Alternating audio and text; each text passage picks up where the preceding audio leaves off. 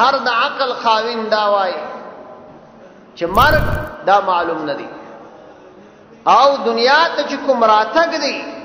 دا په ترتیب باندې دی خو د دنیا څخه تک په ترتیب نه دی دنیا ته اول پلان راځي بیا زوی راځي بیا المسی راځي لیکن د دنیا څخه تک داسې نه دی پلار به ژوندی زوی بتللی زوی به ژوندی المسی بتللی نو د دنیا څخه تک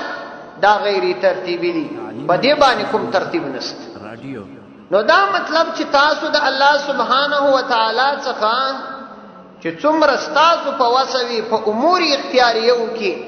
تقوا په هر لحظه کې اختیار ولې مرګ معلوم نه دی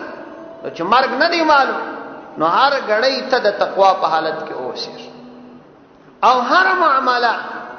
دا الله سبحانه و تعالی ته مفوضه